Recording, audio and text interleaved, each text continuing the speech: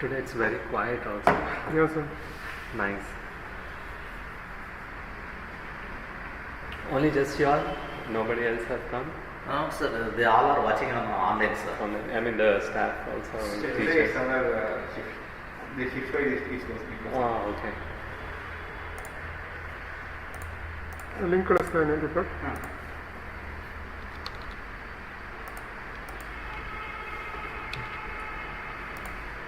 ಹೊಡಿದಂತೆ.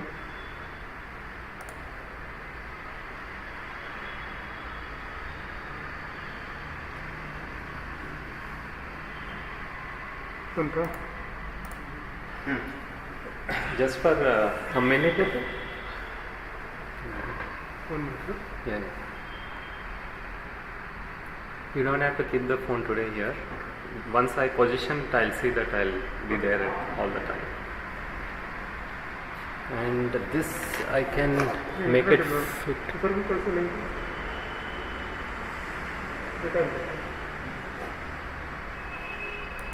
You're telling something? There's an option fit to desktop. So Okay. if we can do that, what happens is it will be within this only, not the full screen. Uh-huh. So if we can do that, Yeah. start it up again. Yeah, it's like, but link is not shared. Oh, not shared. Not shared. Share ಮಾಡೋಣ. Link share ಮಾಡಿ. Link ಆಗಿದೆ sir. ಆಗಿದೆಯಾ? Share ಆಯ್ತಾ? Face ಬರ್ತಾ ಇದೆ sir.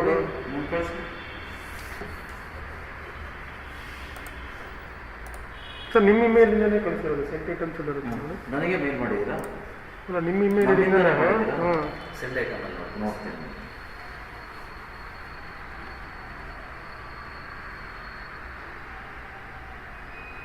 ಇರ್ತದೆ kitchen ಒಂದು. ನೋಡಿ ಸರ್ ಬಂದಿದೆ ನನಗೆ ಇಮೇಲ್ ಕೊಡ್ತೀನಿ. ಅದೇ MG 4Y MG ಅಲ್ವಾ ಲಾಸ್ಟ್? ಹಾಂ ಸರ್. ಹೌದು ಸರಿ ಸರಿ.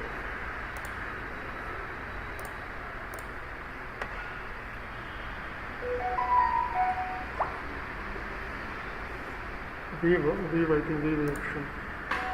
Fit to window. Correct. Yes. Gives them a bigger screen. Yeah. ಕಳಿಸಿದ್ರಲ್ಲ? So it's live now. Sir. Sir give introduction sir. You want to give introduction? Yes. ಇಲ್ಲ sir ಕೊಡಿ. ಒಂದು ನಿಮಿಷ ಇರಿ, ಸ್ಟೂಡೆಂಟ್ಸ್ ಎಲ್ಲ ಲಾಗಿನ್ ಆಗಲಿ ಒಂದು ಸ್ವಲ್ಪ ಜನ. Okay sir. Right.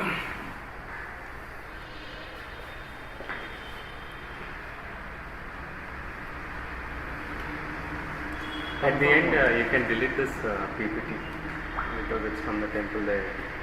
Okay, sure.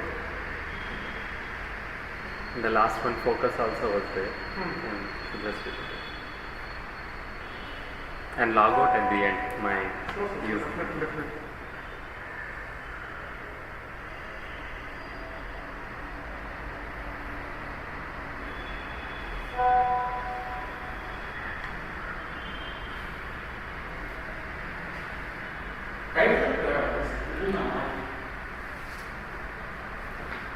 It's right.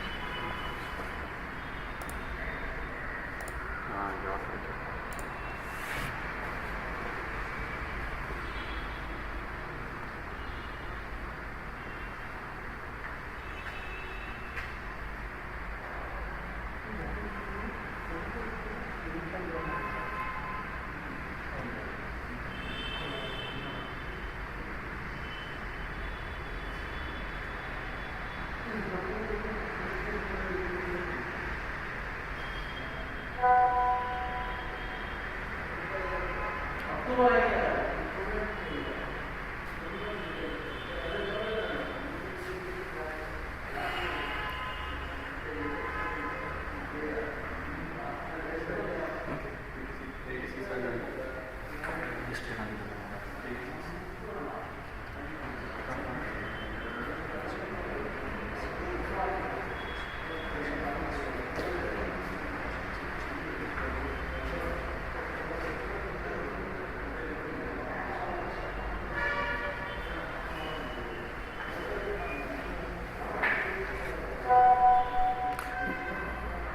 Good morning. Today I will give the introduction about chief guest. Our chief guest is Manmohan Krishna Das. He did Master in Computer Science from Andhra University and has 15 years of experience in the IT industry. He worked as a business analyst at Royal Bank of Canada in Toronto, as a project manager at Infosys, and as IT head at ISKCON.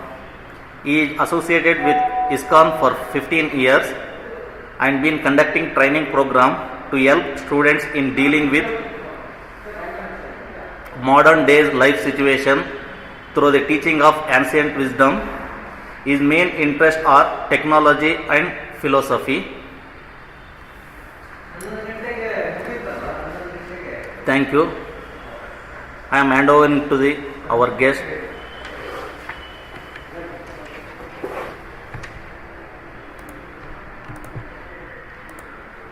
Not physically? It's okay, it's coming, no problem.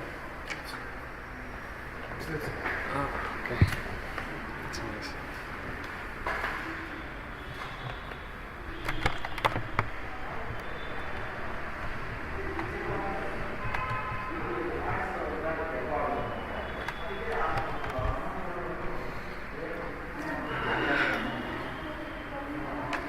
I welcome you all for one more session.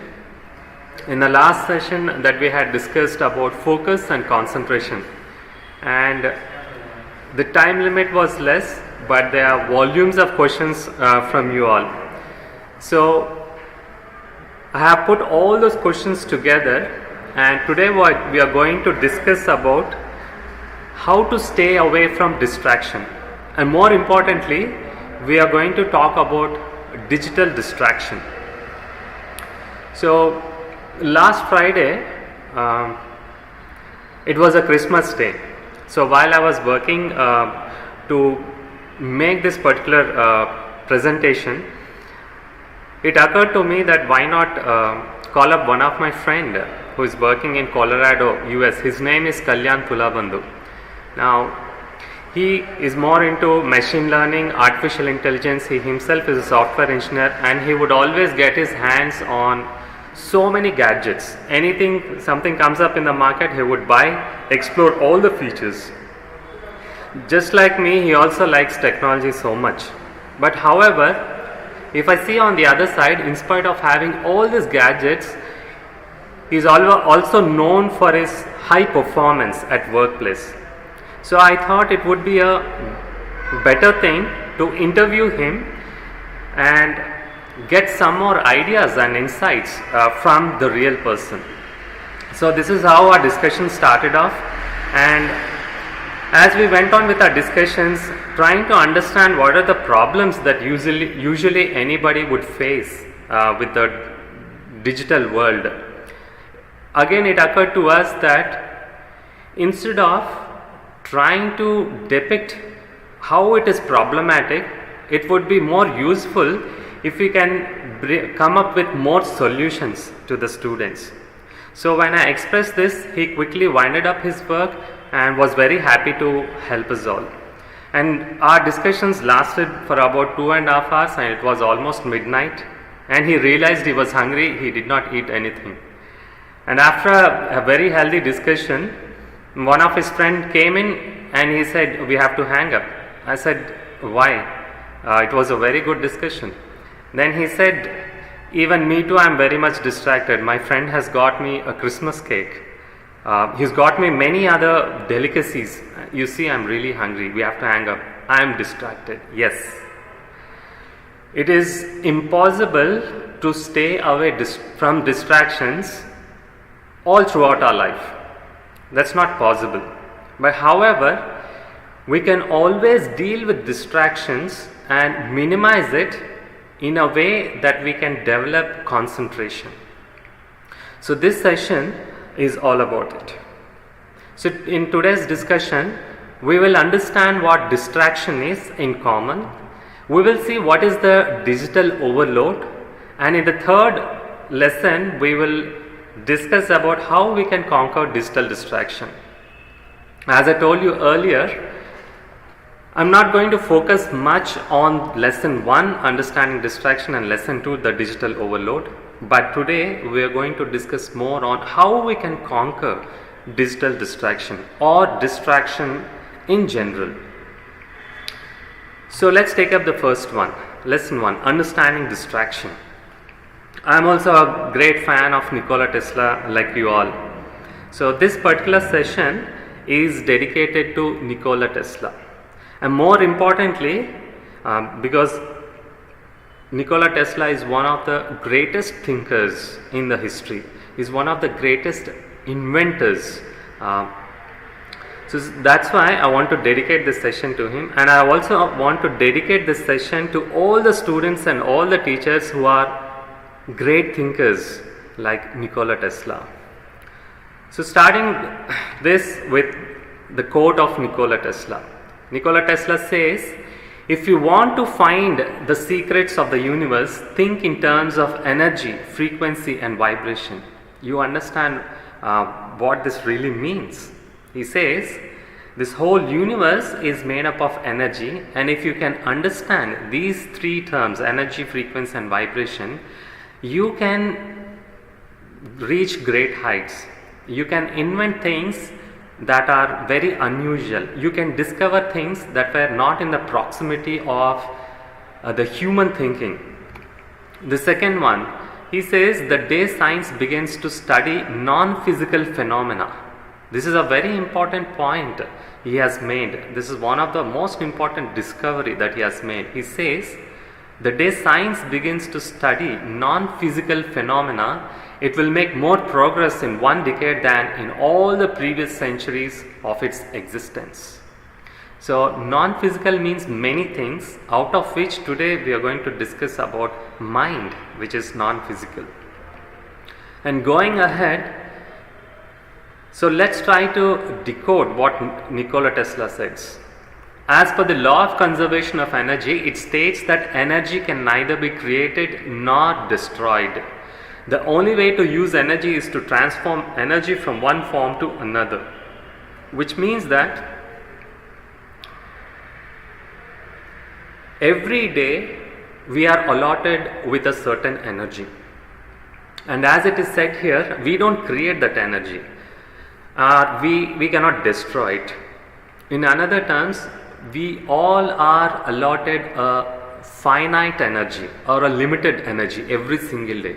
That is one of the reasons why everybody has to hit the bed at the end of the day exhausted.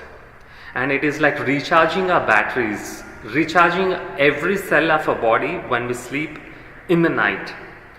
Now, the energy cannot distinguish what is creative and what is destructive. The energy cannot distinguish what is right and what is wrong. So let's try to understand. Mind is like a garden. The water does not have the ability to distinguish what are weeds or roses. Now, getting back to the definition of distraction. Distraction means anything that keeps away from concentrating on something else. So whenever we are talking about distraction, we also would talk about concentration. If there is no darkness in our life, then we would never search for light. Darker the blackboard, the visibility of the words is much brighter. Similarly, we all are struggling with too many distractions. It is not that everybody want to get distracted, but yet there are many things that are out of control. So especially in this digital world, in this digital century, where you have millions of websites, millions of softwares, mobile apps, too many things to choose, developing concentration is very, very difficult, or it is near impossible. Even myself, I am still dealing with distraction. So that's why I told you, you cannot avoid 100%, but you can definitely develop concentration and keep away from distraction most of the time. Now let's try to understand what exactly Nikola Tesla meant by energy and what he meant by non-physical phenomena. Imagine your mind as a vast area, like an ocean, as big as an ocean, a very, very vast area, the mind. And within that mind, you also have awareness. Awareness, in another terms, it is also called as consciousness. So we are conscious of our day-to-day things. We are conscious of at the gross level through our senses. We are conscious of our thoughts. We are conscious of our expressions or experiences in our life. So this awareness you think as an orb. An orb is nothing but a glowing ball. So I am saying mind is a non-physical entity. Imagine it as a very big, vast area, and within that vast area, your awareness is like a ball, an orb, a glowing ball. Now, within this vast area, there are many regions in the mind. Just like when you go to a very big garden, each plot is planted with different vegetables. Let's say we have pumpkins planted in one place, and we have roses in one part, and we have the bitter gourd on other side. So like this, we had planted in each region in this vast area called mind, in the garden of mind. Now, your awareness, you consider it like water. Now, for example, for days together, you are only watering that region of the mind, that region of the garden which has tomatoes. You keep watering it every day. What is going to happen? More and more tomatoes grow. They are more healthy. They become stronger and stronger, the plants. But if you neglect watering the other regions of the garden, the other plots, they eventually die. It's the same with the mind. Now, wherever the awareness is going, that part of the area of the mind is going to glow. And that is where the energies will be invested. Wherever your awareness is moving, that part, the more energies are going to flow.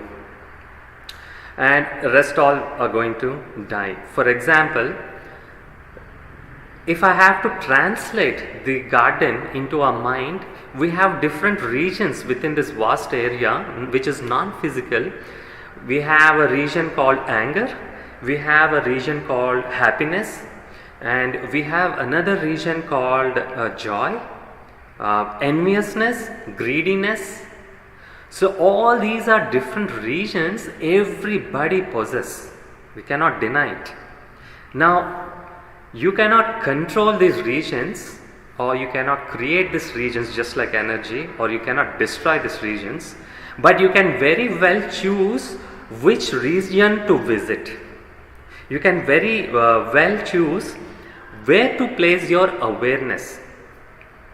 And wherever your awareness is there, that is where your energy flows. And wherever the energy is flowing, that is what it is going to grow stronger and stronger in your mind, and eventually gets manifested in your very life. In other words, every moment of your life you are either spending it in the form of distraction, or you're spending in the form of concentration. Every one of us has the same goals. But why do you think certain people fail and certain people achieve many things? The only difference is everybody pursue their goals, but one with distractions and the other one with concentration. Eventually, the one who is pursuing his goal with more concentration is the one who is going to become successful, and the one who is allowing more distractions into his life, and that is what is going to get manifested. Lot of disturbances. And the third point here, control your energy. By controlling your awareness, where it should go, which region of your mind it should go, whether it should go to happiness, anger, joy, greediness, or envious. By controlling your awareness, you can control your energy. And by controlling your energy, you can control what to manifest in your life. So everything that is happening in your life is nothing but where you're putting your conscious to. So I hope you understand this better.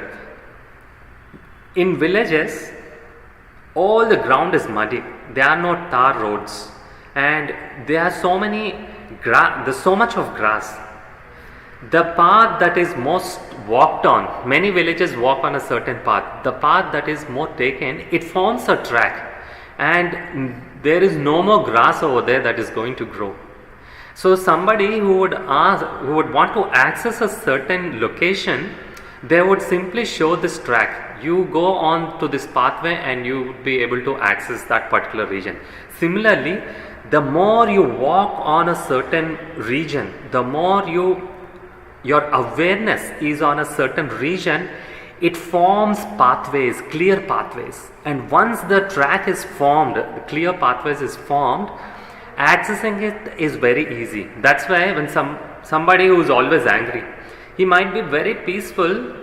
The moment you start triggering him, within no time he becomes angry. Why? Because he's already made clear paths, and that is the path he has already visited. And mind always makes whatever is easy. It is resistant to get caught up with the most easiest thing, that is distraction. Concentration is very difficult, otherwise we would not be discussing about this topic today. So 3 things. Understand that your energy, whether you use it for creative purpose or destructive purpose, whether you use your energy for distraction or for concentration, we all have limited energy. And if you can understand and control your awareness, for example, you might be listening to my class now. You're present. However, you just realized you forgot your bike keys out there on the road onto the bike. Now, where is your consciousness? Where is your awareness? Your awareness shifts from this session to the bike. So it is up to you how you control your awareness. And this is this is how your life is going to be defined. Let's go ahead. And so Nikola Tesla says, the mind is sharper and keener in seclusion and uninterrupted solitude. Many people complain, I'm feeling lonely, I'm alone, I do not have friends much. But let me tell you, Nikola Tesla is very much right. The more you are alone, you can spend time with the most important person of your life. Who is the most important person of your life? Not your friend, not your lover, but it is you yourself.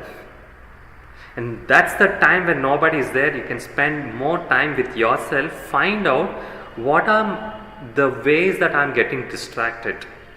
What are the things that really matter in my life?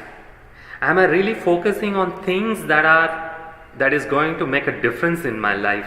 That's the only time when you're lonely. So next time when you're alone, it is a boon to you.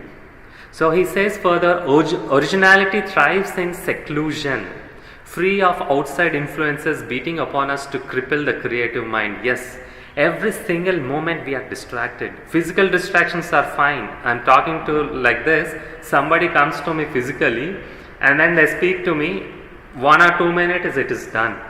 But however, when you cling yourself with the digital gadgets, you never know whether it's 30 minutes or 1 hour. Your time is gone. So today, facing the digital distraction is very, very difficult.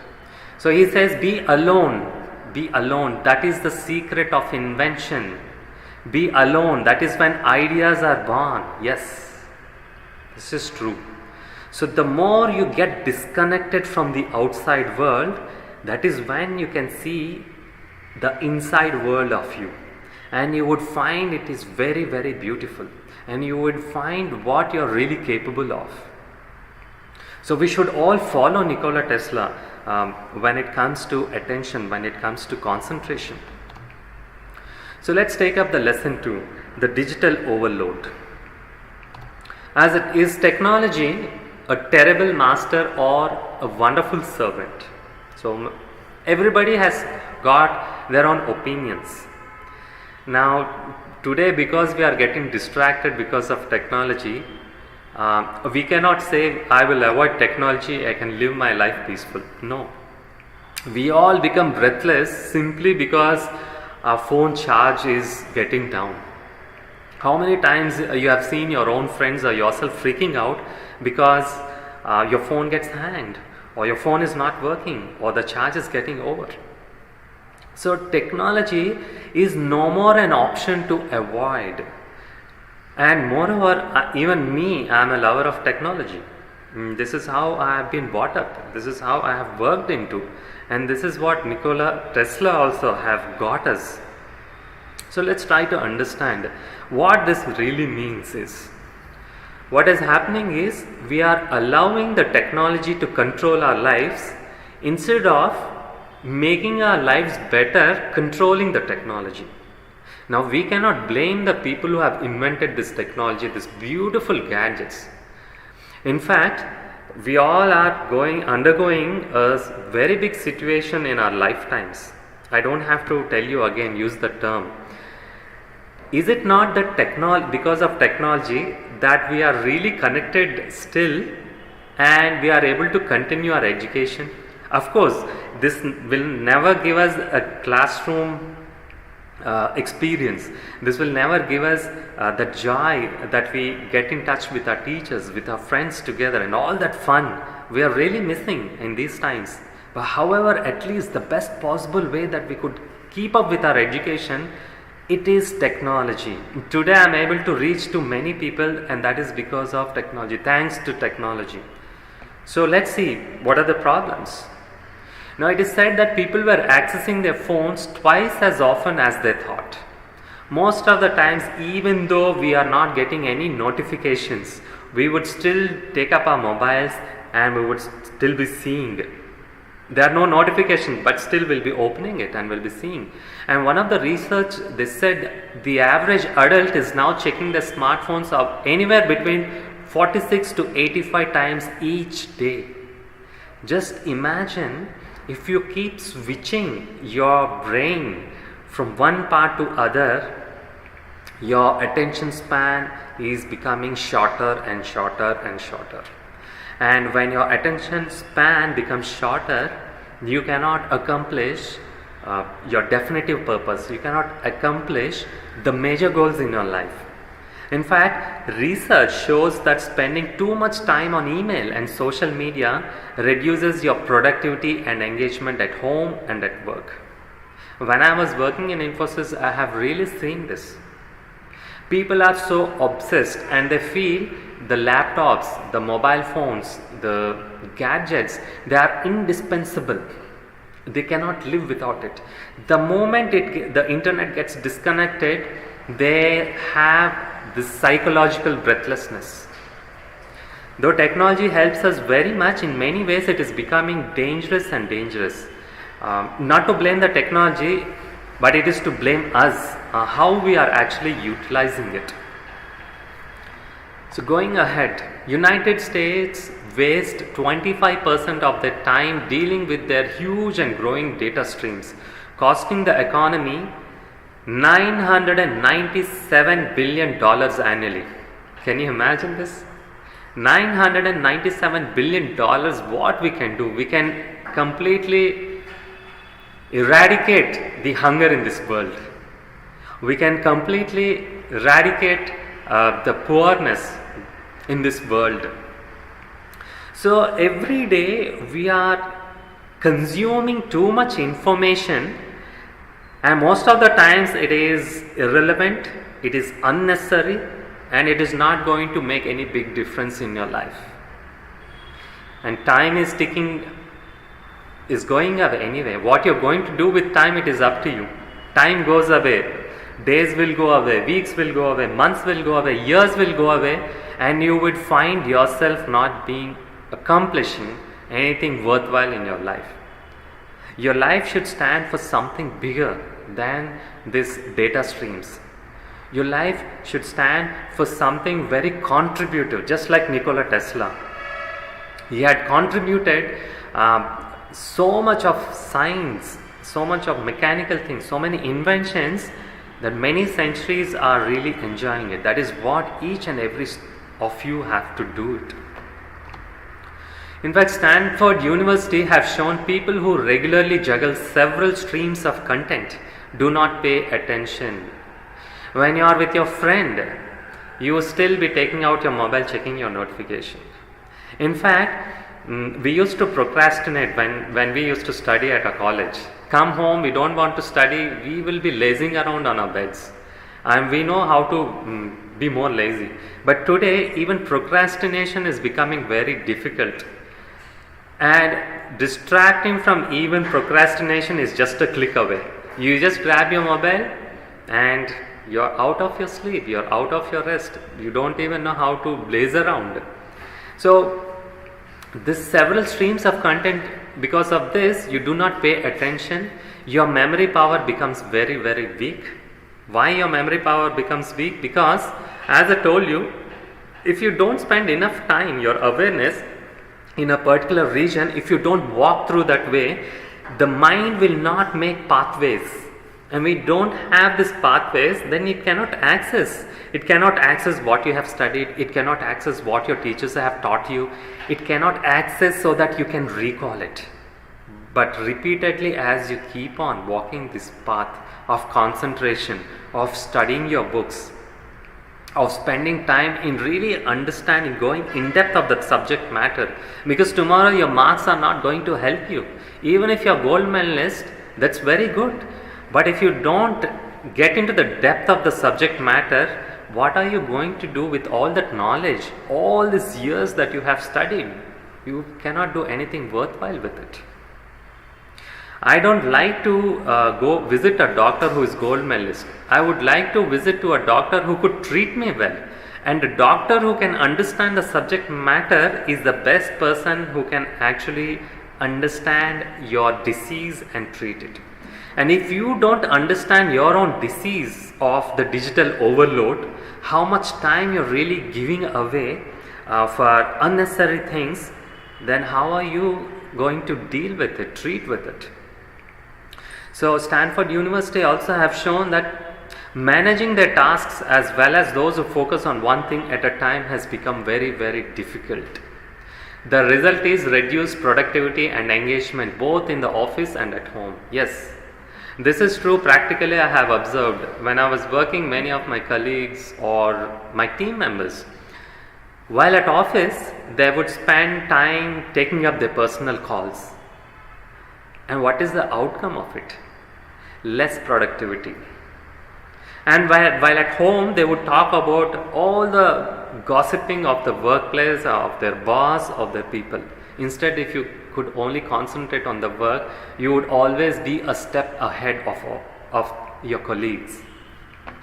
So let's go ahead. So as I told you, I was talking with my friend Kalyan, who's also into machine learning and artificial intelligence. He said, you need to understand what we are going through with technology nowadays. When we were young, when we were at college, we would spend time playing games as well. So he said there are two types of computer softwares or computer apps. One is called the rule-based pre-programmed software and the other one is real-time prediction software. Now, the rule-based pre-programmed software means they are like the chess, wherein mathematically it is being calculated and you can play. You can play with another person or you can play with the computer, and these are rule-based.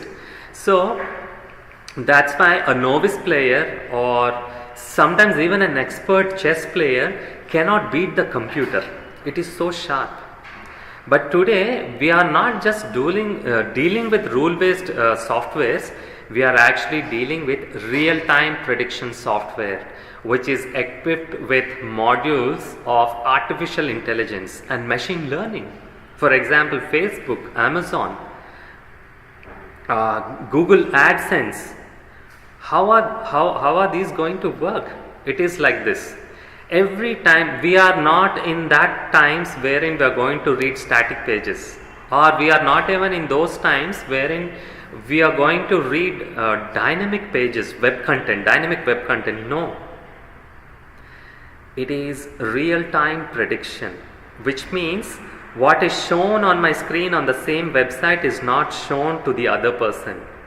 It is highly customized and the screens differ from to different persons, a very unique way. And this artificial intelligence, the real-time prediction, what it does is every time you visit a website, every time you spend on a certain page, every time you watch an image or you watch a video, it not only captures your interests, but it also calculates the time span you are actually spending on one single video. So which means all your intellectuality is being stolen, and it is actually reading minds at a very massive way so that I can do my business well. In fact, today, if I can hack, I can know each and every personal thing of a person. However, not to blame the creators, they never want to use this technology for destructive purposes. So every time when you are on the online, it is reading your inputs. It is reading what you're watching, it is capturing how much time you're spending, and it calculates. These modules, these softwares will calculate and they start giving suggestions. That's why YouTube, you watch one thing and then it suggests something, it recommends something, and then you, without even finishing what you're seeing, you get diverted to another one. When you're going to shopping, though you don't want to take a certain product, they know your interest, and you would be thinking, wow, this is what exactly I'm looking for, and you ended up paying more bucks, you ended up paying more money. So energy also can be thought in terms of money. You don't want to spend your hard-earned money for unnecessary things, useless things. Similarly, just keep in mind, you don't want to spend your energy for unproductive things. You don't want to use your energy for useless things. So this is how the digital overload has become more and more dangerous. But what you can do with this?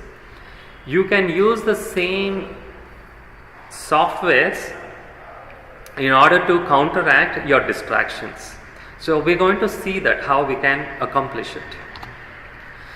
So in any ways, the purpose of technology is to make your life smoother and easier, not to create complexity, confusion and stress. It is us, all great things, all bigger things in lives are very, very simple. It is us who complicate it.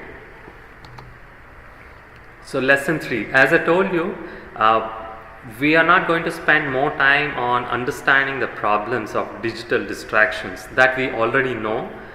We will spend a very good time on how to conquer distraction, and more specifically digital distraction. This is all what about. The first one. Now these are the many researched techniques that has been collected from great people in the history. So the first one, you all know when I'm talking about applying the 80-20 rule to everything. This is nothing but a Pareto rule, Pareto chart. You all know this 80-20 rule. 80-20 rule. 80 means trivial many, 20 means vital few. So what Pareto has discovered in his many decades of his research is anything in our life in general can be understood in this 80-20 rule. If you consider the richest people economically, you would find the top 20 has all the money which 80% of the people having in this world. So even in our life, if you see, the most important things are at 20 and all unnecessary things are at 80. That's why resist the temptation to clear up small things first. Every time when we take up tasks, for example, let's say you have 10 tasks and every task might take the same time. See, this is an important discovery. If you understand this, it becomes very clear how to direct your life, how to become successful faster. I'm repeating it. This is a very important rule. This is the discovery. Every day we have certain tasks to do. So let's say we have 10 tasks. Every task will take exactly the same time. Let's say, for example, 30 minutes for each task. Now everybody want to clear up the small things first. They take up easy things and they clear it up, and at the end of the day they will not find time for important things. Sometimes what happens, out of 10, though every task takes the same time, there will be only 3 tasks that are of 10 times more value than the other tasks. Right? 10 times more valuable than the other tasks. It is up to you to pick up those top vital few tasks. Okay? Or sometimes out of 10 there would be one task that really transforms your life.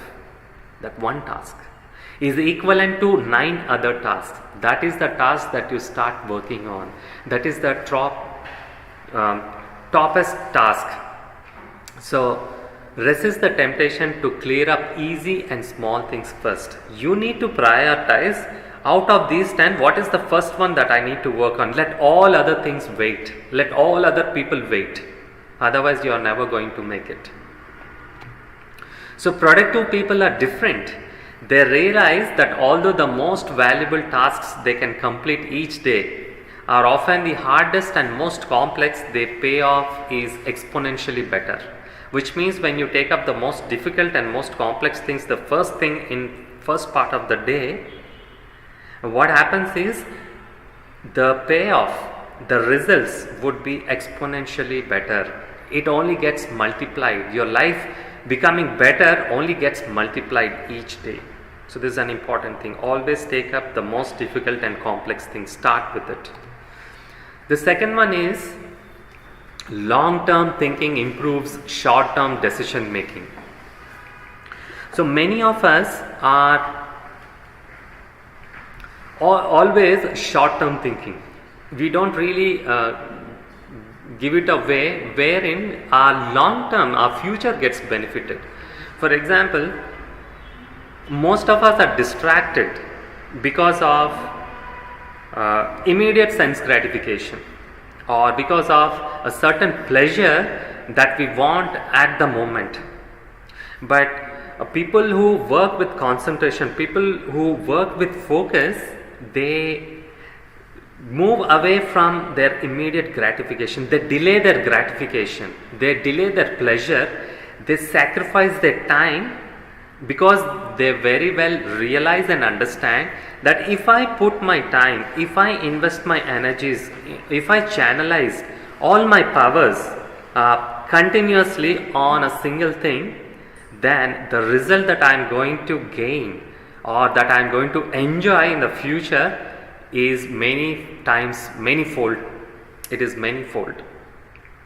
So for example, you are working on a very important project and one of your friend called and he said, let's go for a casual walk, we'll just have a nice gossip, we'll just share our hearts, a heart to heart talk. But you're already doing something very important.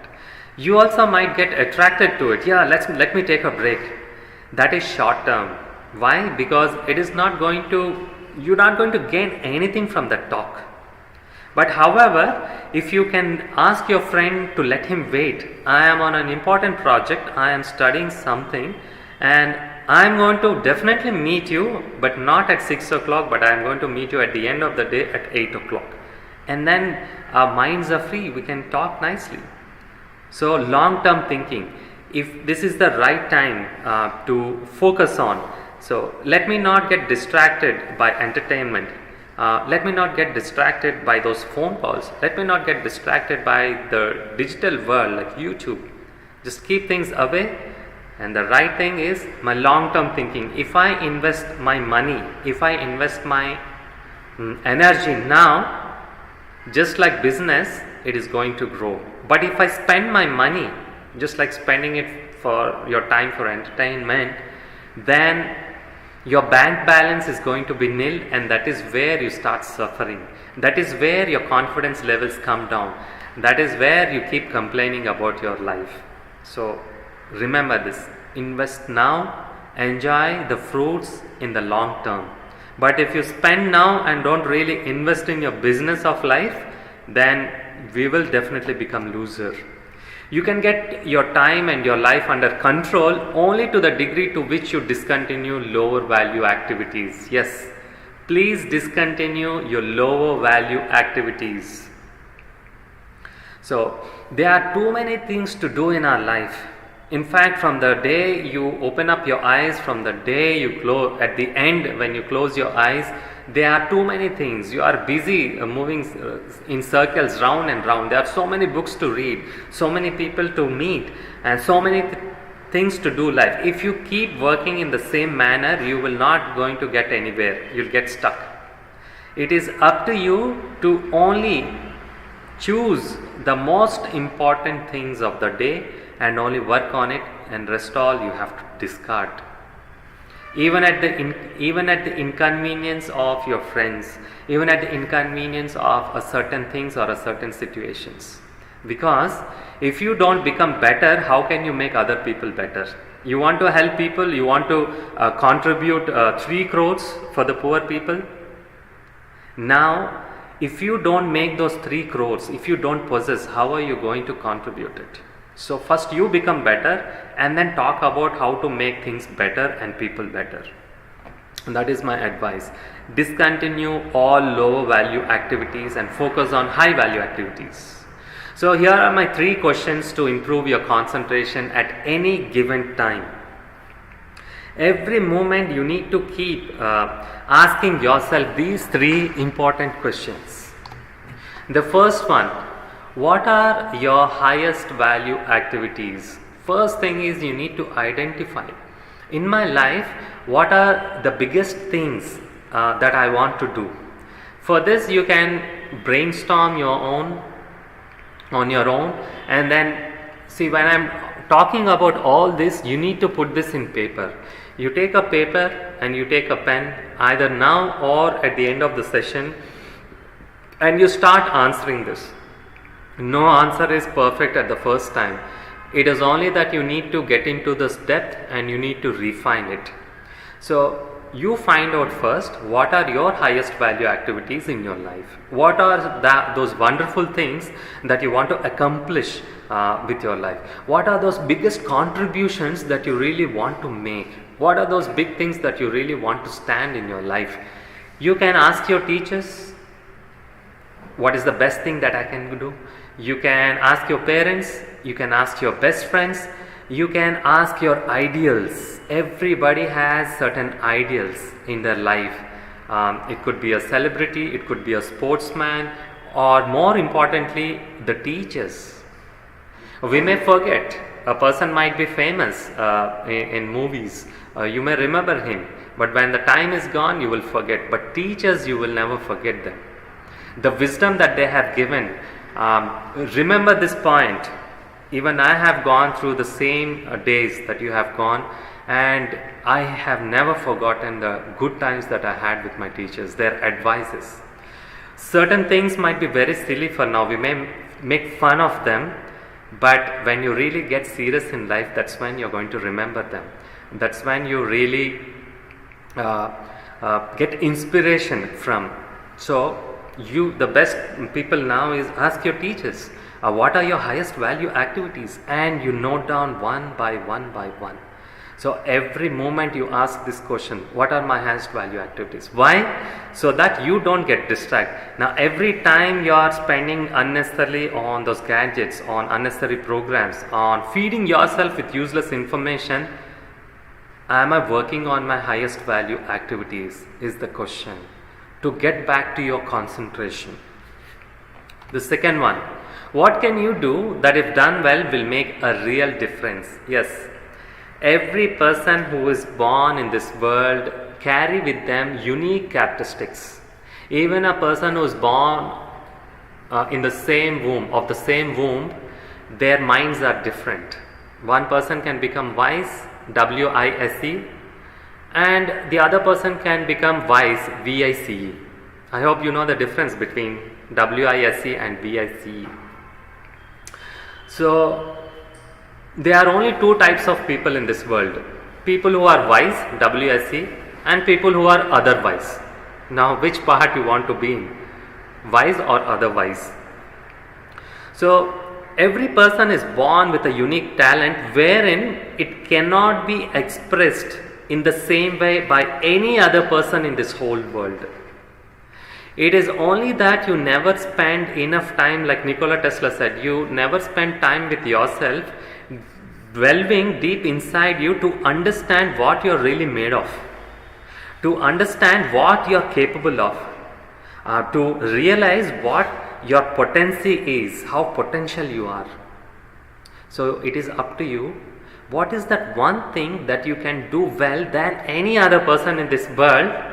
And if you start doing, you will see it will make a real difference. It will make a big difference. So it is only possible when you practice concentration and not distraction. The third one, the most important question to improve your concentration. What is the most valuable use of time now? So every time you need to ask, am I working on the biggest things? Am I working on those things that actually brings in more value to my life? Am I working on the highest value activities now, at this moment? Because I told you, again I repeat, there are certain things worth repeating. Energy cannot distinguish whether you are putting it for destructive purpose or constructive purpose.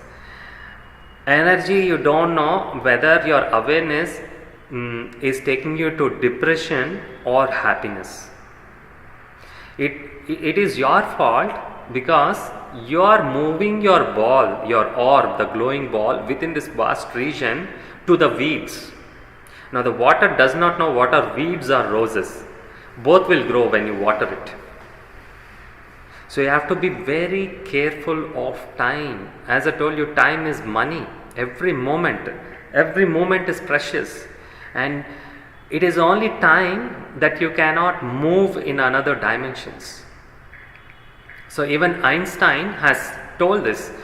In the physical dimension, everything can be defined in terms of length, breadth and depth.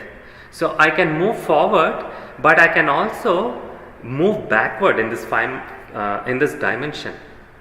Though we have watched fancy movies on time machines or traveling through time, it is for entertainment. I too like it, but time travel, it is not possible.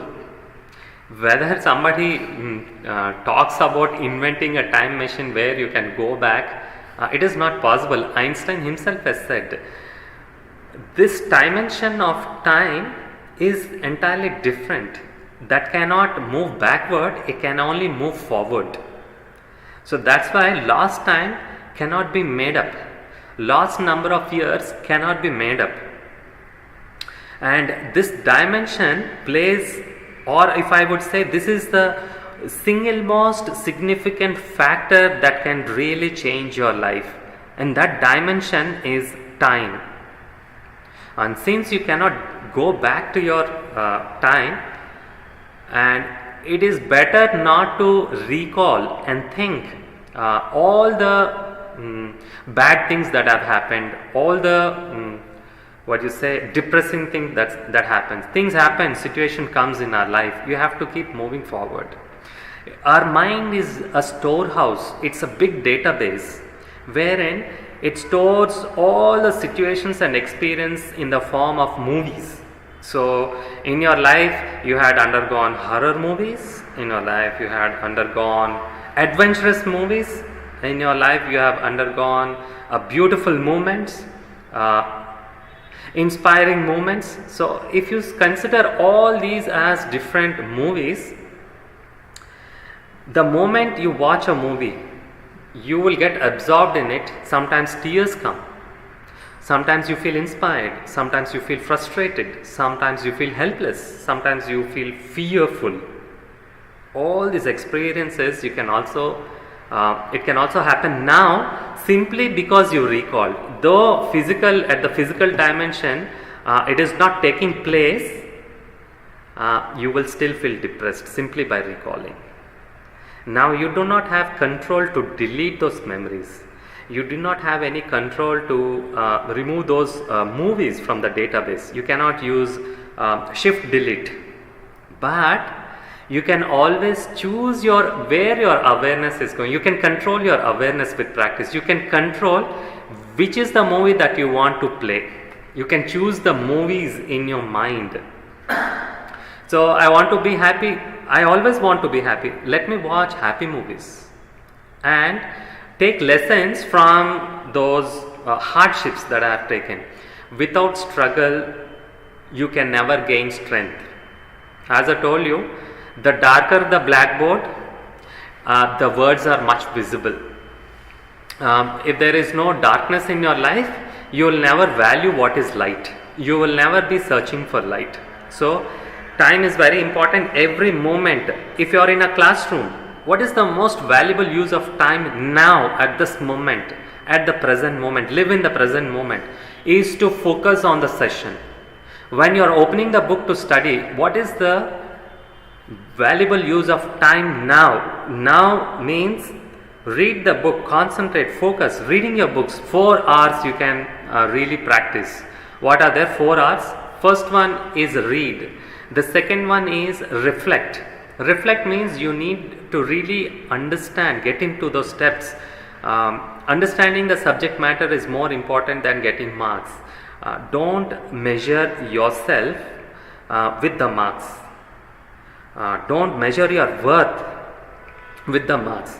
Measure your worth on how much you understand the subject matter. Measure your worth on what you're going to do with the knowledge that you possess. If I ask you a sincere question, you've been going to school, you've been going to college, every day 8 hours you're spending from the last 20 years. How much of that knowledge are you really investing in your life? You tell me. How much percentage of all the things that you have studied in the last 20 years, how much are you really implementing practically or using it? If you are not doing it, then you have wasted 20 years of your life. So, what is the valuable use of time now? You study your books, but you also study other books which will develop your life skills. So, be in the moment. You are with a friend, everybody is having a birthday party, they are enjoying. Be in that moment, you mix up with them. Instead of talking, everybody is enjoying, only my life is. No, there is an opportunity here. You can give up. You can stop accessing those files and start living in the moment now. The most valuable use of time now. So these are the most 3 important questions even I keep asking myself, and that's how I work, I progress. So going ahead, Warren Buffett, what is he saying? Simple, I just say no to everything that is not absolutely vital to me at the moment now. So sometimes when I'm working, or for example, I was working on this presentation. So I don't want to get distracted. I lock my door. My phone would be on flight mode or switch off. It is not even in vibrate mode, because I want to work in continuous streams with attention. That's where my creativity starts, or anybody's. That's where I can perform well. And distraction is anything like saying yes. Many of the times people will feel little guilty or inconvenience saying no to other people. Or if I ask a favor to any one of you all, obviously you don't want to say no. You would say yes. Or somebody is giving a good position to you, but you already have some more important things to do that you want to complete it. But because you are little shy, or you will be thinking what the other person might have on his mind, so you would say yes. If you keep saying yes to such things, then you would not find time for yourself. So Warren Buffett is the 3rd most richest person in the world, and you know he is not a rich person early, but he has made a very big fortune. So this is what he's saying, no. So you say no very politely. okay, and you explain the other person why it is not possible for you to spend time with them, or why is it not possible to return back a certain favor at that particular moment. So simple, you just say no politely to everything. Remember, that is not absolutely vital to me at the moment. So how successful people get so much done, and how do they develop concentration? Now here are few of the things that I want to specify. The first thing is value their time. All successful people, or all people who pay attention to their life, they value their time by the hour. For example, tomorrow all of y'all will have very bright future. Everybody will settle, and I am very much sure that your talents, your skills, you will not only contribute just to this country but to this whole world. I have seen many of them, and most of you all who are actually listening to this session are very bright students. So successful people value their time by the hour. Tomorrow when you are working in a certain industry, whether you are an entrepreneur or whether you are an employer or an employee, when these people, successful people, what they do is, you may get salary every month, but these people do not calculate monthly wise. They will calculate their income hourly basis. Okay, this much I am being paid now at any, so they will convert it every hour, how much am I getting, and every hour they keep that in their mind for what they are being paid, and then they work every moment very sincerely. And not only that, when they keep working with this much attention, this much value, they are going to get into the depths, they are going to perform very well. So even you can do that, value your time by hour. And the second one is wake up early. Whether they are philosophical people or technological people, they wake up early in the morning. This is the single most important thing for anybody who want to become successful. I haven't found anybody who are very successful in their life but not an early wake up person. At least 3 hours before your first appointment on the day, you need to get up.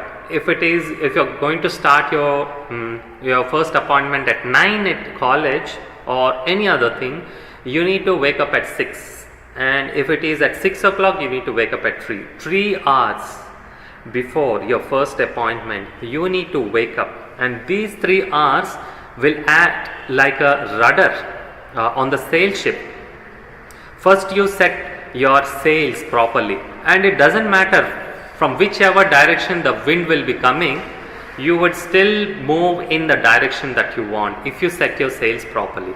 So first 3 hours are very, very crucial, and first 3 hours you can use it for reading some good books, you can use it for developing your skills, you can meditate, you can introspect, analyze what kind of thoughts you're getting. So waking up early is very important. Work out early in the day. And this you cannot leave it to chance.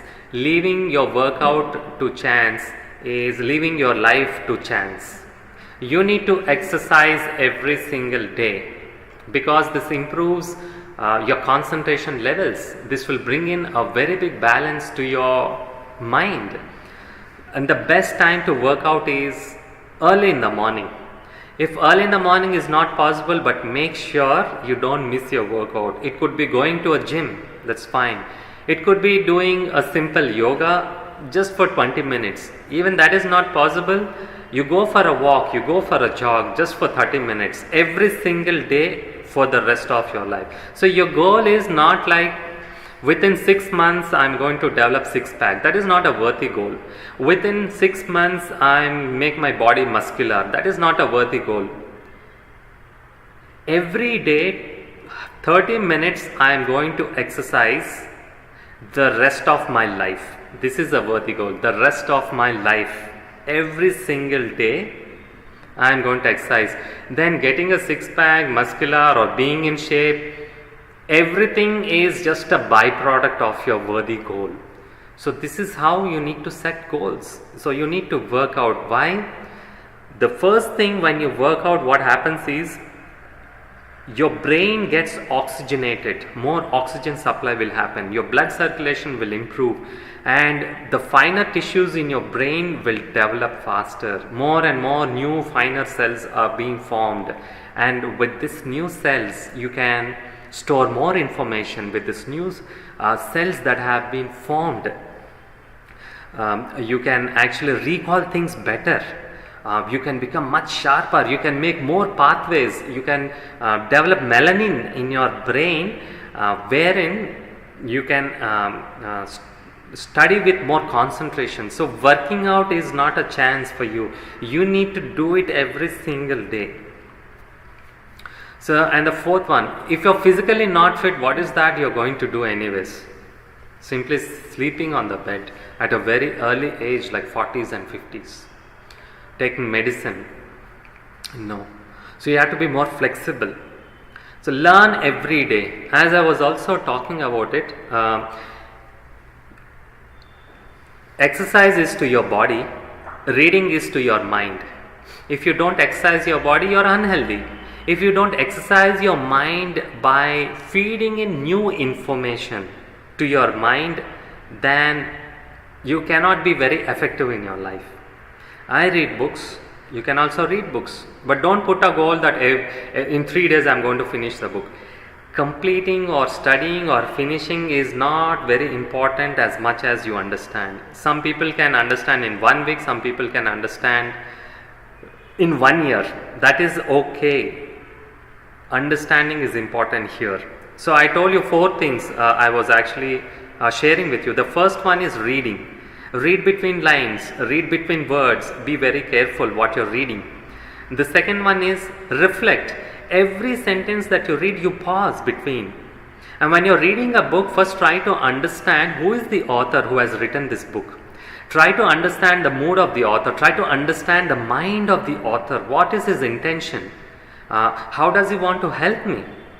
If you don't understand the author, his background, you would not understand what he wants to convey to you, whether it is your technical books or it is your life skills book or personality development books. So the first one is you read, and not just read, you reflect, you get into in-depth understanding, and the third one is reform. If you read and you reflect but you don't reform, you don't make any changes in your life, you don't apply that knowledge, because the main aim of knowledge is not knowing. The main aim of knowledge is doing. If you only know and if you don't do, then you are also failure. And that is the difference between the successful people and failure people. As I said earlier, both have the same goals. One is going to achieve, the other is not going to achieve. This is because they do not reform on what they have studied. So the first one is read, the second one is reflect, and the third one is reform. After you reform, the fourth one is rejoice. Rejoice means becoming joyful, really experiencing the accomplishments that you have made, enjoying your life, seeing those rewards, those sacrifices that you have done, and when your rewards multiplied, you rejoice. So read, reflect, reform, and rejoice. Learn every day. So if you look at this, everything is about every day. You miss one single day, you miss the opportunity of your career. So for example, if you want to sustain in this industry, you just have to work for 40 hours, that's it. 8 hours will take like 5 days a week that you work. So 5 into 8 is 40 hours. Now 40 hours is good to sustain, to maintain yourself. Many people, they think I am being paid less, so I will not work more. Many people think I am being paid very minimal, so I am not going to give much. Now here, the employer is not the person who is going to, who is not at loss. It is you who are at loss, because forget about the payment first. you try to focus on your work. That all matters to you. And if you can add 1 hour extra, so that will continue like 5 hours per week extra. So 5 hours you are adding. In a month you are adding 20 extra hours. And 20 extra hours, what is the experience that you are going to get? 20 extra hours, you are ahead of your other employees. 20 hours will make you eligible for promotion. 20 hours, you are become more eligible for becoming successful.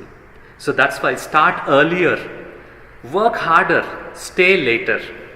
So half an hour before anybody comes, I used to go to work, and half an hour later I used to go back home. So simply by adding this 1 hour, I could move in my career very faster. I could earn more money. I could gain more expertise on my subject. And now I can demand how much I should be paid. First you work for payment, and then payment comes on its own. So this is the another secret. Adding additional working hours. Not just hard work, but focused hard work. And the last one is focus on results. Unsuccessful people, they focus on things. Successful people focus on results. How? If there's a problem that's coming up, unsuccessful people will start making excuses. How am I going to do this? How am I going to solve this? No, I cannot do my work because there's a certain problem. I cannot do my work because there's a certain situation. I cannot perform well because of other colleagues who are not supporting me. Unsuccessful people, they focus on things. They don't focus on results. Successful people, whenever a problem comes, they jump first to see what the problem is. They don't blame people. They first try to understand what is the problem and how best and how fast can they really solve this problem. They are optimistic people. And when they do this, they become leaders. They become successful. So always focus on your goals. Always focus on what is important. Always focus on what really matters. Always focus on important things. Focus on results. So I'm going to share with you one very, very important method. And this is from Brian Tracy. In fact, earlier I have asked you to read a book called Maximum Achievement, wherein you can improve your focus, you can set goals, you can become successful. And this particular method is also from Brian Tracy. It is called ABCDE method. And this is very important. If you want to know more about this, you can get your hands on to this very, very famous book called Eat That Frog. Just make a note of it. You purchase this book or you acquire this book called Eat That Frog, and you read it, you get more insights. So what are these ABCDE method? A item. A item means tasks that are very important and you must do today. Look at this. A items, they are very important, and these are the biggest items, and these are the difficult items. These are things that really matter. Not doing or completing an A task. Not completing an A task means that you are missing a very big thing in your life. Missing an A task means it will only bring negative consequences in your future. Neglecting an A task means neglecting your life. So A items, that's why if you look at these words, MUST is in capital letters. So you write all the items a day before you sleep.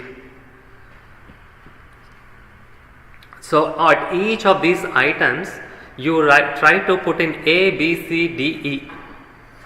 So, and you prioritize what is A, what is B, what is C, what is D and E. So let's go ahead. A B item. B item means tasks that should be done today. See, the keyword here is should. Never do a B task before an A task, which means B items are also important, but you will never do a B task when A task is still pending. In other words, not doing a B item may give some inconvenience to another person. Probably they want you to complete their work, but there is something more important than that, which is your work. And at the organizational level, it is very, very important that you perform this particular task. However, the other person who has bring in the task, that you should be doing it, but it doesn't really weigh so much in your list of tasks. So that is okay. People feel inconvenient. Don't worry so much about it. That is the B item. So the consequence of a B item is very minimal. It is very small. It will not impact so much on your career. It will not impact so much on your life. So this is the B item. You should be doing it. You cannot neglect it, but never before an A task. So the third one is C items. Tasks that would be nice to do today. The keyword here is nice. When I am working, going out for a lunch with my friend, it's a nice thing to do. Going out for a smoke, it's a nice thing to do. Going just relaxing, sit for a moment and talk about some lighter things is a good thing to do. It's a nice thing to do. But then it will not have any consequence. At your workplace, you go out for a lunch when you have an important task like A and B, then it will not bring any results. Why do you really want to do things which are nice but not really give you any result? D items, tasks that can be delegated. As I told you, every single day we are bombarded with too many things to do. So many books to read, so many pending items to complete, so many other things to attend for. They are the continuous stream of so many things. You need to start thinking differently. Now what you have to do is all those low value activities, or not low level activities, activities that are all that you can give it to another person who also want to grow in his career, whom you also want to train him. Delegating means not, there are two types of delegating things, delegating tasks. One is the gopher delegating, and the other one is steward. Gopher delegation is like bosses who don't want to do even their work and they just simply delegate it. And all they want is keep asking, did you complete this work? Why you have not done this? I have given you so much time. That is gopher delegation. We don't want that. We want to delegate. Steward delegation. Steward delegation means I am going to explain how exactly a work to be done to the person whom I am delegating it, and I am going to be with him. If he gets stuck with the work, I am the first person to help him make understand. I am the first person to solve his problems when I am giving it. This is steward delegation. This is a proper way of delegating things. Not that you simply give a task, delegate a task and keep complaining about it. That is not real delegation. So you delegate things that other persons can do for you who also want to grow in their life and who are starting up. And you only delegate things only when you have to make time for A tasks. Not that you are free, just simply you want to become free, you are delegating. No. You always have to keep busy with yourself. See, one more secret I am going to give. When I was working, I am also delegating certain works to my team members. You might be surprised to whom I am actually delegating things. Usually people delegate important things to people who are idle, people who are not doing much, or people who have in buffer.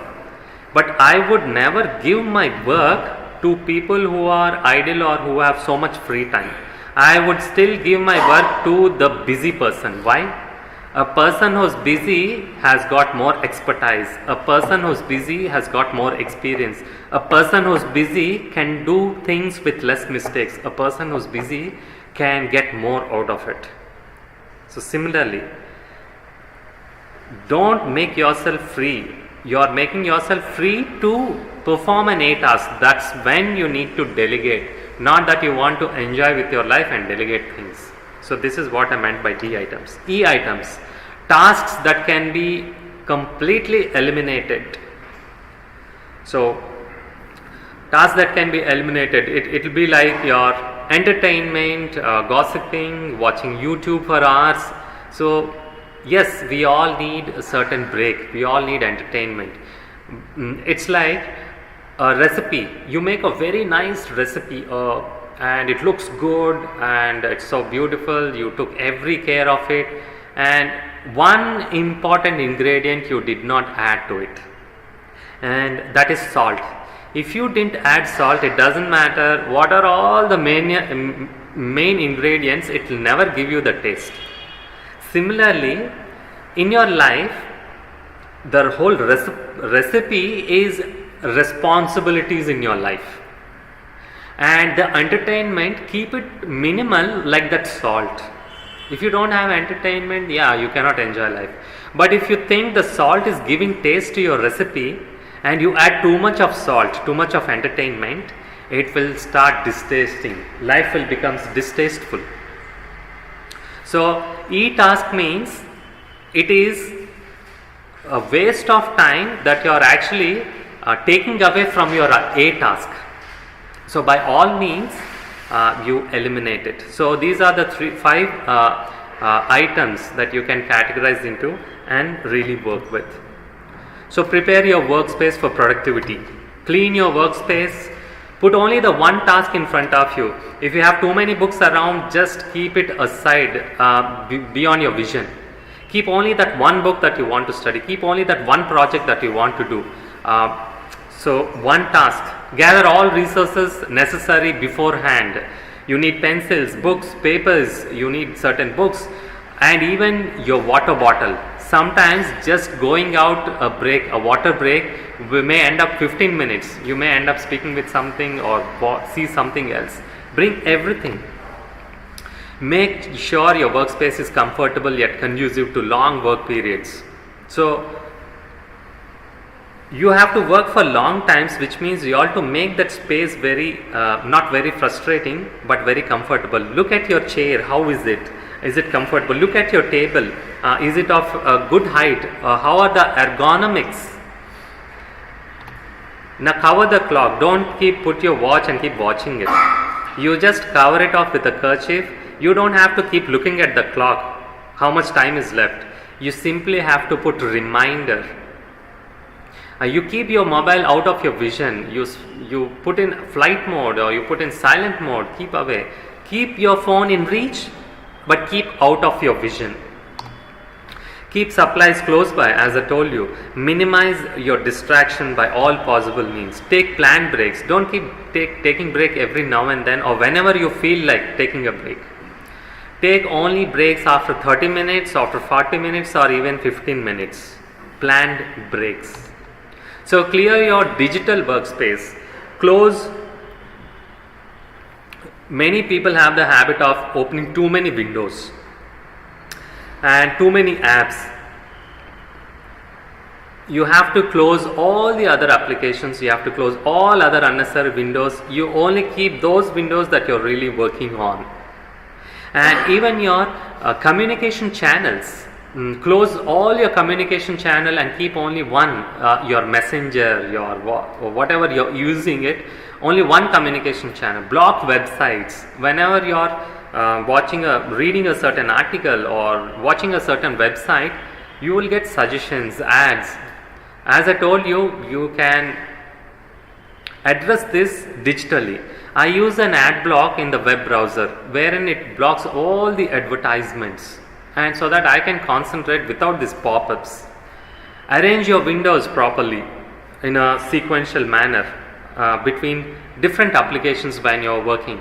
Disable all notifications, that sounds on your mobile, the notification sounds.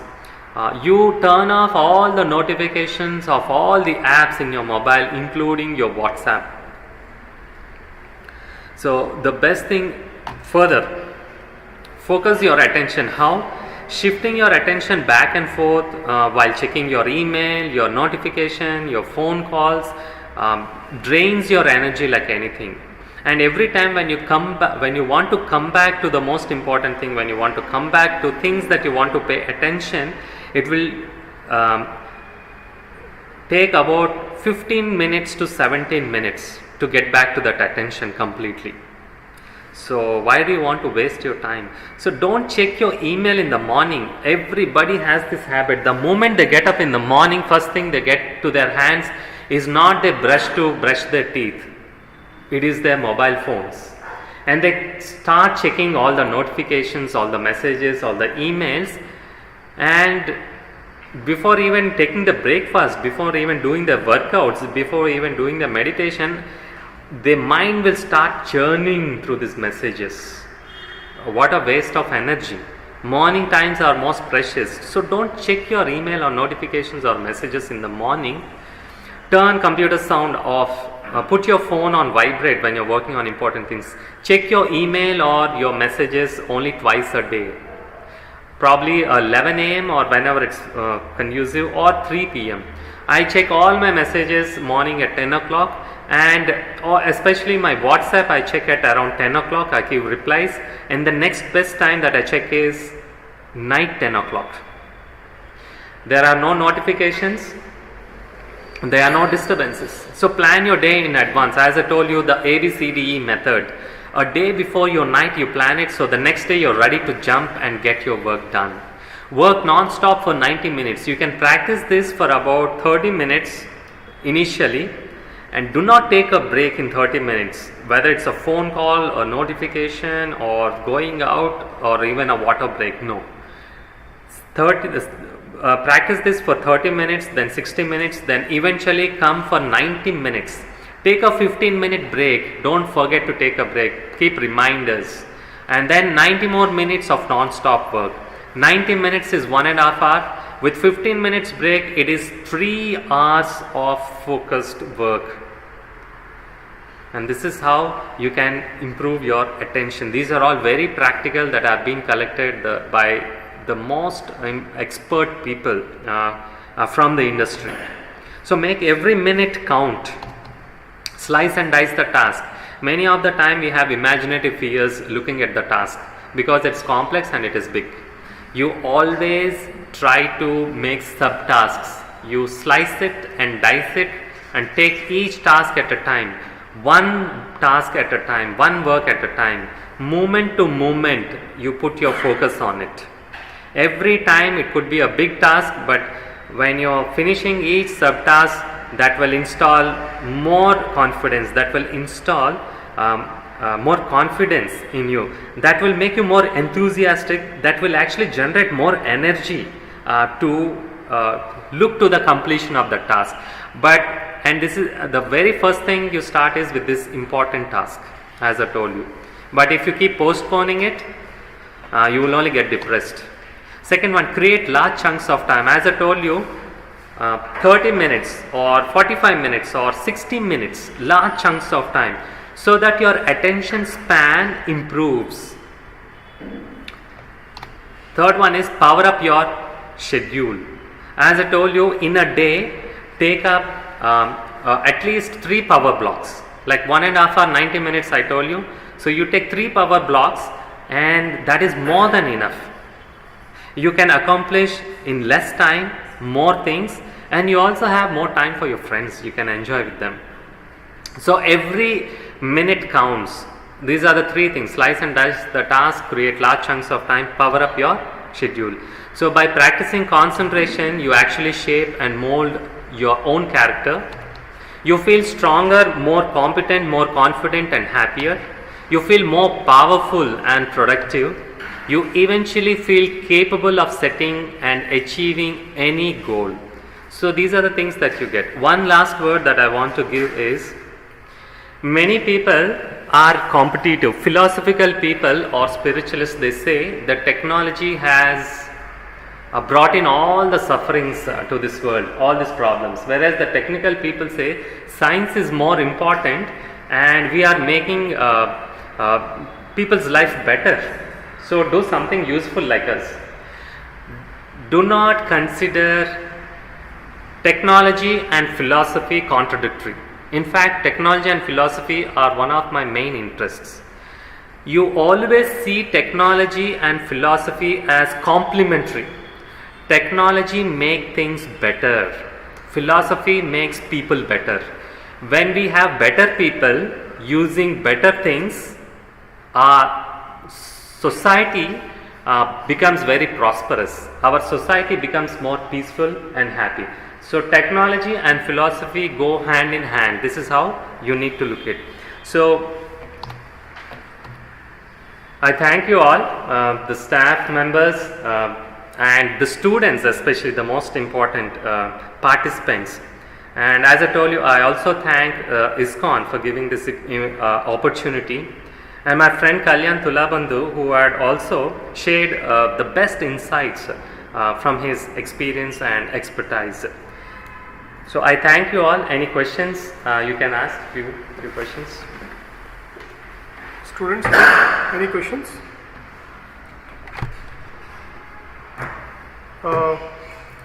I thank speaker clearly differentiating how to manage the technology, and he has also explained the difference between technology and the philosophy.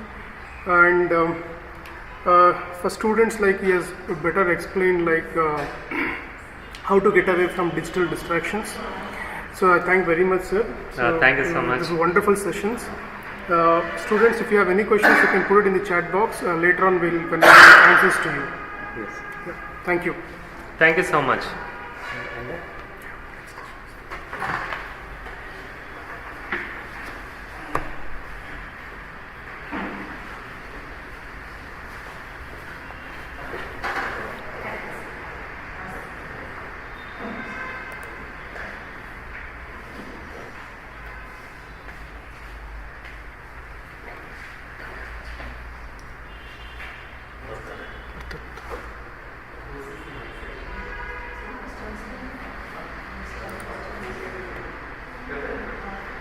Sir, chat box में questions किया जा रहा है.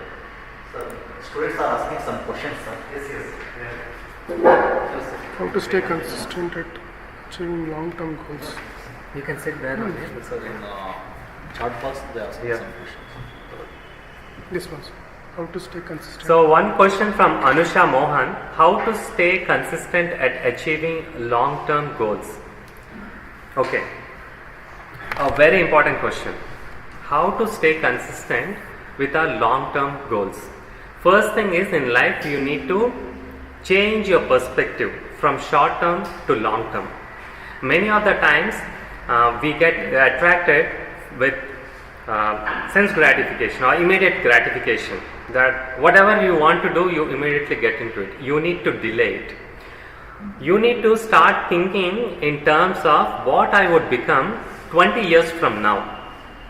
Or for example, let's say one of your best friend have expired, they are dead.